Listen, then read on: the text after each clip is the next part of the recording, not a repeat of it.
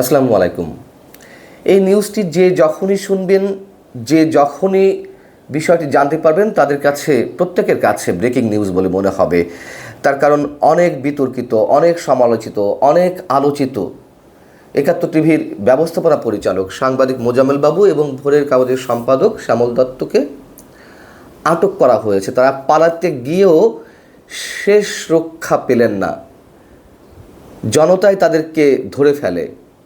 তারা ময়মনসিংহের ধোবাউড়া উপজেলার সীমান্ত দিয়ে ভারতে পালাতে যাচ্ছিলেন এবং এই পালানোর চেষ্টা তো তারা প্রতিক্ষণেই করে আসছিলেন। যাই হোক, রোববার সকালে তাদেরকে স্থানীয় মানুষেরা ধরে ফেলেন। তাদেরকে মোটামুটি বেশ শারীরিকভাবে লাঞ্ছিত করা হয়েছে এবং তাদেরকে ধরে পুলিশের হাতে সোপর্দ করা হয়েছে। এই যে সাংবাদিক মোজাম্মেল বাবু এবং শ্যামল দত্ত, তারাও জনগণের হাতে মার খাচ্ছেন, অপমানিত হচ্ছেন। কেন এটি আমাদেরকে দেখতে হলো? এবং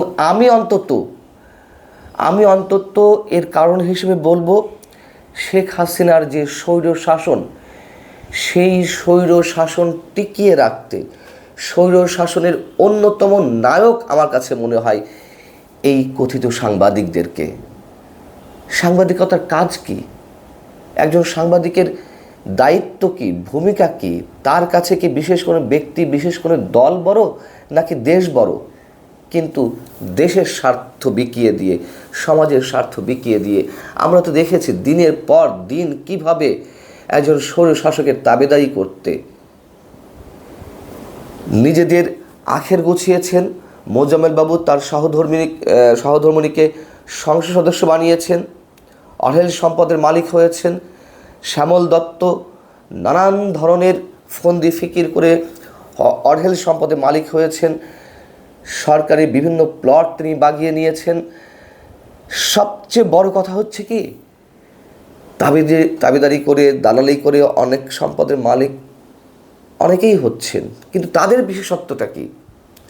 ভারতের যে আধিপত্যবাদ, সেই আধিপত্যবাদের বিস্তারে অন্যতম মুখ্য ভূমিকা পালন করেছেন এই সাংবাদিক শ্যামল দত্ত এবং সাংবাদিক মোজাম্মেল বাবু। সাংবাদিক মোজাম্মেল বাবু তো তিনি স্পষ্ট বলেই ফেললেন, আমি নিজে এর আগে এটি নিয়ে অনেকবার কথা বলেছি, তারপরে বলতে হয় এতটা ঘৃণ্য বিষয় যে উচ্চারণ না করে পারা যায় না। তিনি জয় হিন্দ স্লোগান দিতে চেয়েছিলেন জয় বাংলার সঙ্গে, তিনি প্রকাশ্যে জয় হিন্দ স্লোগান দিলেন।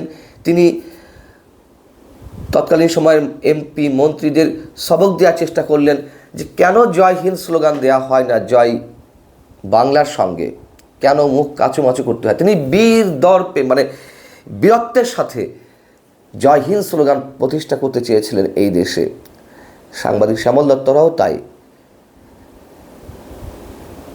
নরেন্দ্র মোদী ভারতের প্রধানমন্ত্রী, যেই নরেন্দ্র মোদীর ভারতে বসে কোনো এক অনুষ্ঠান করছেন, বক্তব্য দিচ্ছেন, সেই বক্তব্যের সঙ্গে বাংলাদেশের কোনো সম্পর্ক নেই, বাংলাদেশ প্রসঙ্গে কোনো ধরনের কোনো সম্পৃক্ততা নেই।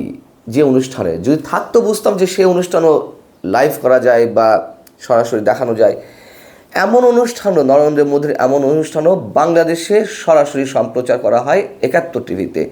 আমরা কি বুঝতে পারছি কতটা দাবিদারি করা হয়েছে এই মোজাম্মেল বাবুদের মাধ্যমে, শ্যামল দত্তদের মাধ্যমে? প্রধানমন্ত্রীর সাংবাদিক সম্মেলনগুলোও তো আমরা দেখেছি। সেই সম্মেলনগুলোতে কি হয়েছে?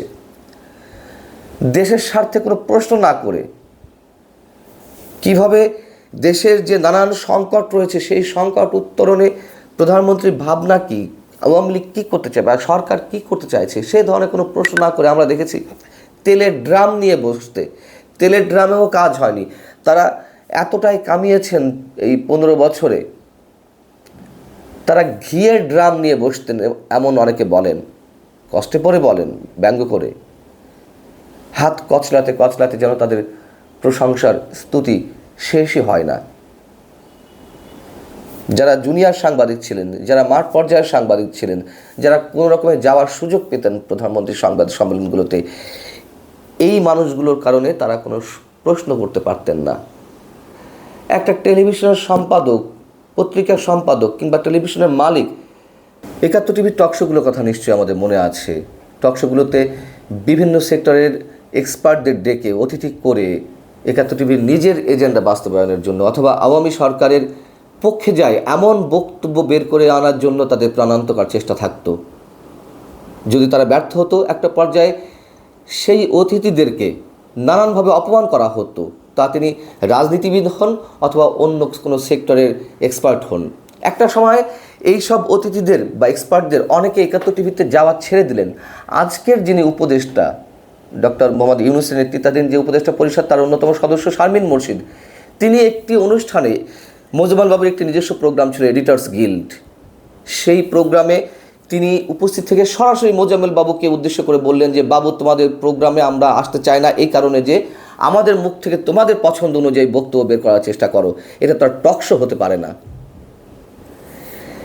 এই মোজাম্মেল বাবুরা, শ্যামল দত্তরা সাংবাদিকতার নীতি নৈতিকতা এমনভাবে নষ্ট করেছে, আজকে যারা সাংবাদিকতায় আসছে তাদের কাছে এমন একটি ধারণা বদ্ধমূল হয়ে গেছে যে চলমান সরকারের দাবিদারি করা, তা সে রাজনৈতিক দলই ক্ষমতা থাকুক না কেন, যখন যে সরকার থাকে তাদের দালালি করা, এটাই বোধহয় সাংবাদিকতা। যে পরিমাণ ক্ষতি সাংবাদিকতার সেক্টরে মোজাম্মেল বাবু কিংবা শ্যামল দত্তদের মতো মানুষরা করেছেন, এগুলো কিভাবে পূরণ হবে আমরা জানি না।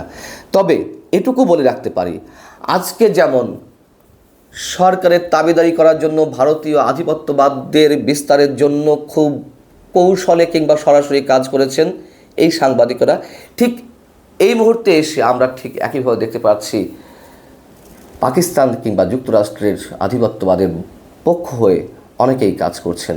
শুধু এটুকু মনে করিয়ে দিতে চাই, সাংবাদিক শ্যামল দত্ত কিংবা মোজাম্মেল বাবুরা যেমন একটা পর্যায়ে এসে জনগণের হাতে লাঞ্ছিত হয়েছেন, মার খেয়েছেন, আটক হয়েছেন, তাদের বিচার নিশ্চয়ই হবে আমরা আশা করি। ঠিক একইভাবে আজকে যারা অন্য কারো দাবিদারি করছেন তাদেরকেও একই পরিণতি ভোগ করতে হবে, তা আজ হোক কিংবা কাল। আল্লাহ হাফেজ, ভালো থাকুন সবাই।